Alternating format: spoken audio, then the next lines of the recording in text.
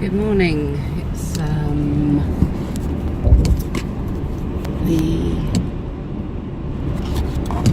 11th of September.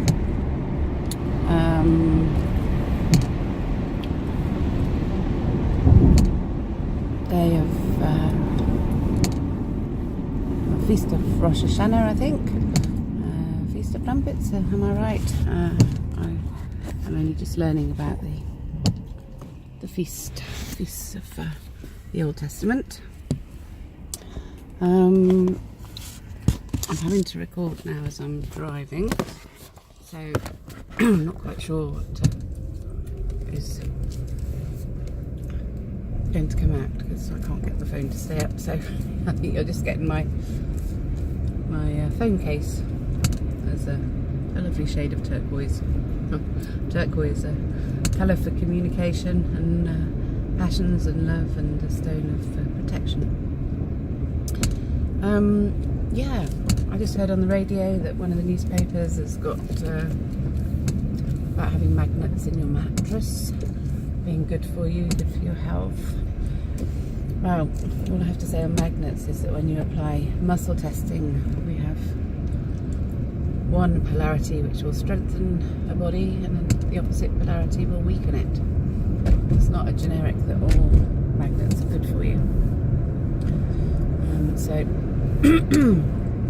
just find there's so much information out there about everything, and it's just so confusing for people. Nobody knows which is right, which is wrong, what's good for them. There's just so much confusion, and we know this is a sign of the end days. I got challenged as to whether the technique of muscle testing that we use as kinesiology was against scripture and a form of divination. So I studied scripture to find out why this might be. I was also interested to see what made Jesus Christ the greatest healer of all time. And oh my goodness me, two horses. Being romantic, not a daily sight.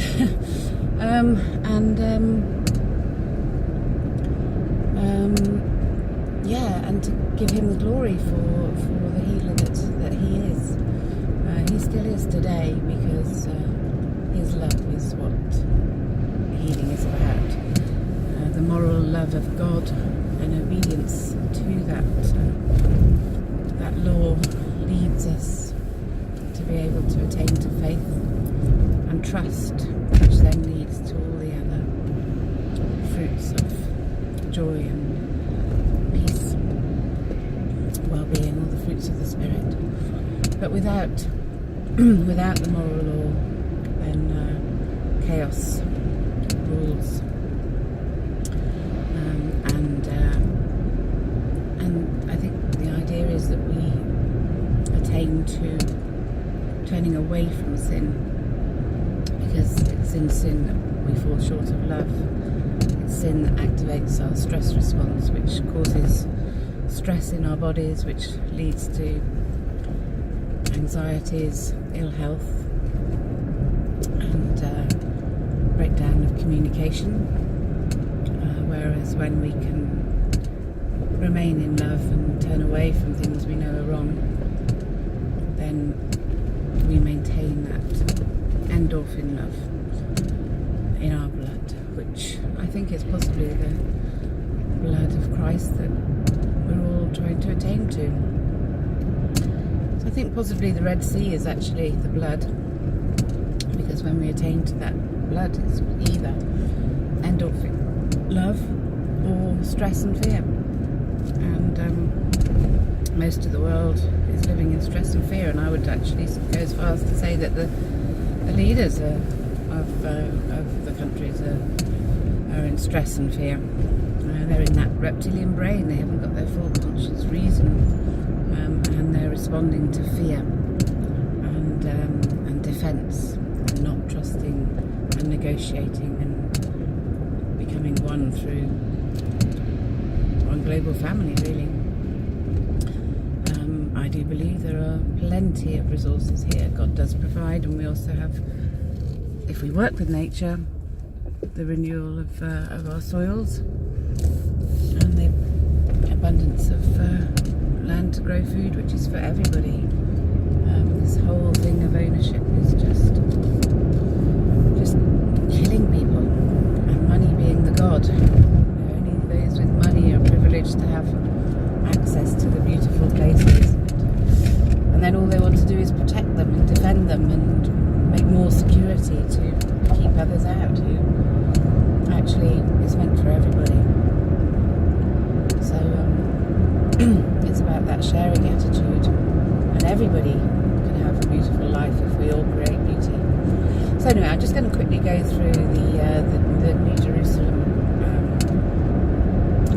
map, if you like. I should have that on my screen really, but I'll have to wait till the traffic light before I can stand it up there. But anyway, you can see it on my other pages. You'll see it all through my posts and everything. So all those squares, which are representative of the gemstones in the Book of Revelation, and also the names of the sons of Judah. And so what they mean is a way of making love whole, in accord with Jesus Christ, in accord with God's love. When I analysed the healing properties of the gemstones and married them with the names of the sons of Israel, so not Judah, Israel, then they actually reveal the conscious healing process that we as counsellors attain to in order to help people move through difficulties. Of course, God says, do not hurt another in the first place. Do not betray another. Do not take advantage. All of those things are wrong because you're just self-seeking. Whereas if we always work to the greater good for others as well as ourselves, which is absolutely possible, then everybody benefits. So the first stone is, sometimes the jasper is represented as Judah. I've got Judah on mine. It's representative of jasper is sometimes put down as ruby, I think, and possibly even carnelian. But we're looking at the red energy ray, and red. It's about courage. It's about power. It's about being rooted in security and trust, and having that courage to seek our happiness through faith. Faith is the assured expectation of the things hoped for, the evident demonstration of realities though not beheld. It's that goal. It's that goal setting. It's that attaining to the good things. So we have to have faith. That's the second stone, the sapphire. Sapphire is representative of faith. To seek happiness. And to seek happiness, we have to turn away from sin. So we have to have the happiness, to seek the happiness, to attain to that inner peace. Because if we don't ever fulfill our own happiness and joy, which are fruits of the Spirit, then we're left in a place of constant wanting, constant desires that go haywire. When you have denial, it doesn't stop a person wanting that thing, it just makes it come out in another way.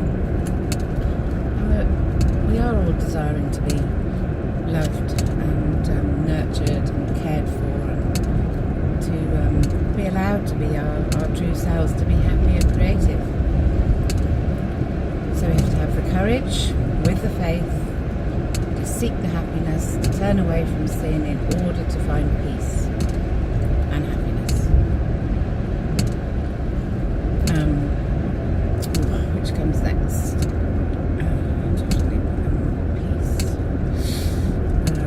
So yes, so Naphtali. Then we have wrestlings. So we have wrestlings between good and bad. We know what's right, we know what's wrong, and sometimes the wrong is more powerful, and we have to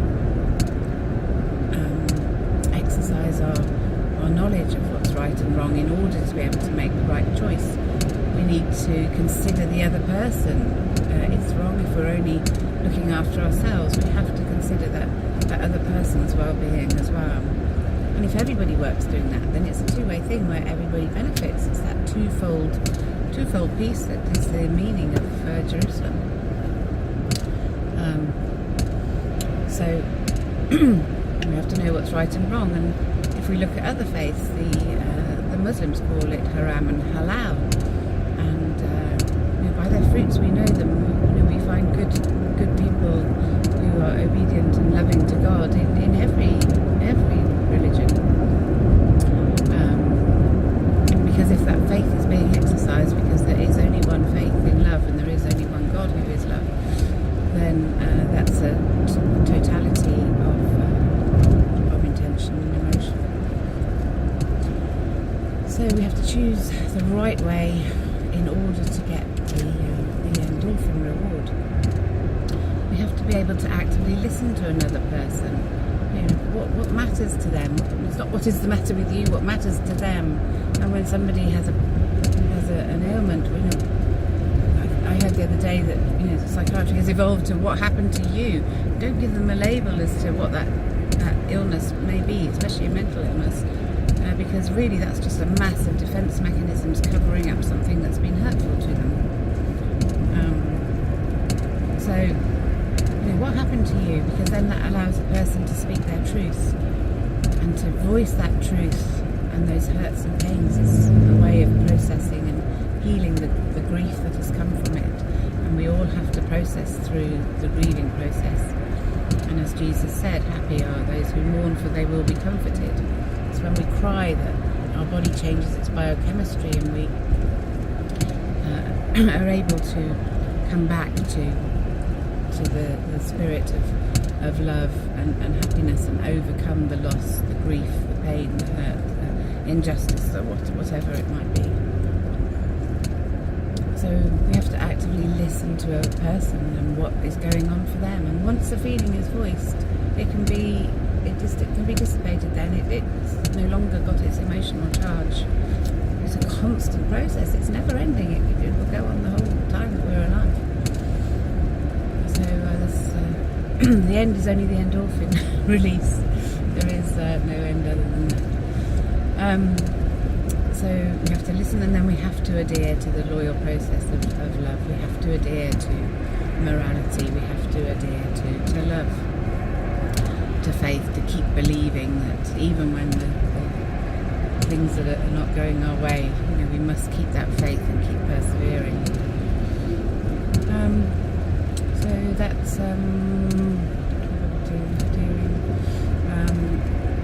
in order to then, the topaz is representative of that endorphin reward.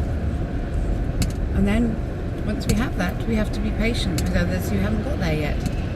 Everybody's on a learning journey, everybody's at different stages. We all have life events that happen that cause more pain, more grief, it's loss. We do have to deal with all of those things, and in order to get back to that life and the joy of life, the gift of life, we must remember it is a gift that we attain to that spirit for love and life with others. So that can only happen with trust. We have to have trust. Trust is fundamental. Trust, security, knowing that we're not going to be threatened, knowing that we're not going to be invaded, knowing that we're safe, we're secure. Yeah, it is the only way to peace. Yeah, and then the end will come, I think it does say. So there has to be that trust, and everything is through truth. Jesus said only the truth will set us free. If you look at the New Jerusalem chart, you'll see that truth runs right the way through the centre. And then if you apply all of those mindsets in thought, word and deed, then we attain to the whole spirit of love. This is what my work has been to explore, to glorify that healing power of Jesus Christ and love of God, for the healing message that it does bring.